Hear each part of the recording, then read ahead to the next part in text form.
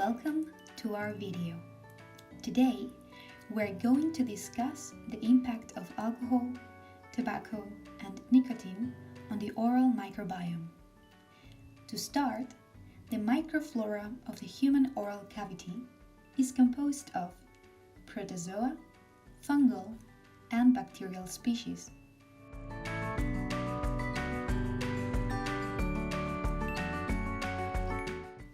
The bacterial commonly found are Streptococcus, Actinomyces, and Fusobacterium, while the fungal colonizers are usually species of Candida and Cladosporium. The majority of the oral microorganisms are beneficial.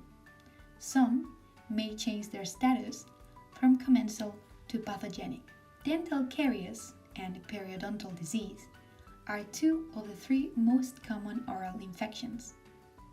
For these, the most common triggers are poor oral hygiene, a compromised immune system, and individual genetic factors.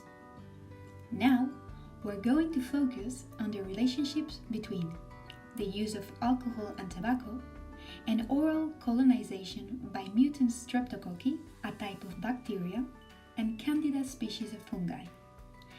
In addition to the stimulant effects of tobacco and alcohol on the central nervous system, both chemicals increase the risk of developing oral cancer. Studies found differences in effects between exclusively tobacco users, alcohol, and users of both substances. In tobacco users, an elevated oral carriage of Candida albicans was observed.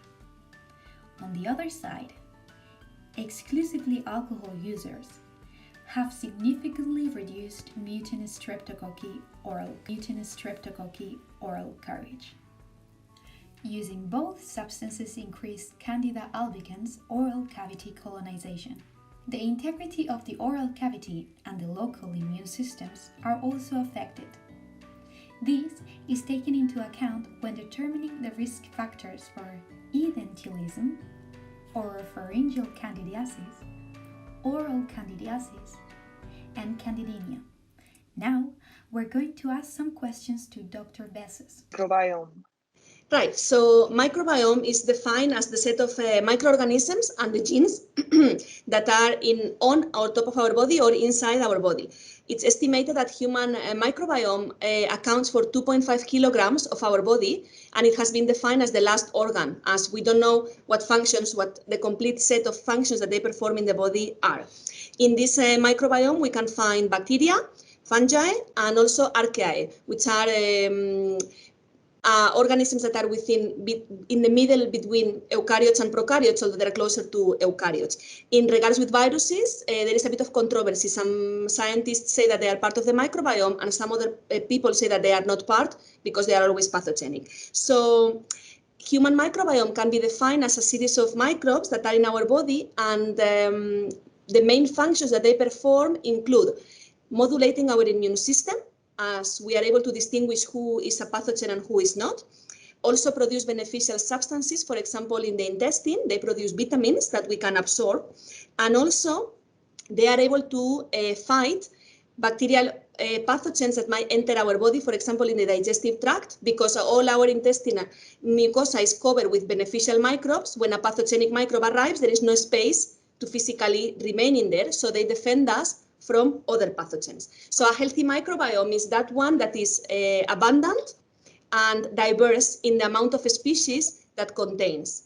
If the diversity decreases, a disease will start. What do you think are the most significant effects of smoking and alcohol drinking? All right.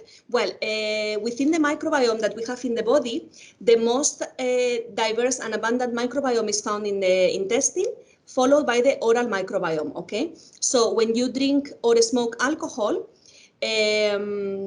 what happens is that your local immune system becomes immunosuppressed, because alcohol and tobacco smoke have inflammatory substances that are going to decrease the production of cytokines and other compounds in the mucosa. Because of that, the different bacteria and fungi that you have in the mouth are going to suffer different effects. Some of them are going to die. Normally, the ones that are more beneficial are going to die first, and then that leaves the other ones that are called opportunistic pathogens, which normally are not pathogenic and they are there healthy, but if the other ones disappear, they can overgrow. And when they overgrow, then they can cause a disease. We have done studies in our laboratory that consumption of alcohol and tobacco for more than 10 years produce an overgrowth of Candida albicans, which is a fungi that is normally found in the mucosa, but if it overgrows, it produces inflammation that can lead to mucosal infection and eventually even cancer, oral cancer. So these habits have an impact in the microbiome that eventually can lead to local inflammation that in a long term can cause cancer. Thank you. So we have two main avenues, okay, in our research. On the one hand, we want to identify which cytokine levels change in response to changes in the microbiome, because we can have changes in the microbiome that have a very small impact in your mouth, but we can have changes that are very important and, for example, change levels of TNF alpha, tumor necrosis suppressor alpha. And if that happens, your chances of developing cancer are much higher than for other person. So we all know that, of course, population knows that drinking and smoking is bad. Of course, everyone knows. But how bad is it for you? What we want to do is we want to give a step into precision or personalized medicine. So if I am able to tell you that because you are smoking, your microbiome is changing in a particular way and your risk of having oral cancer has increased 20 times, you are more likely to stop than if I just tell you, smoking is bad. So what we want to do is we want to make a map individual for each person in which we are able to tell you, depending on what you're drinking and what you're smoking, what changes do we see in your microbiome and what changes in the microbiome produce in your cytokine levels, and therefore what is your risk of having a disease.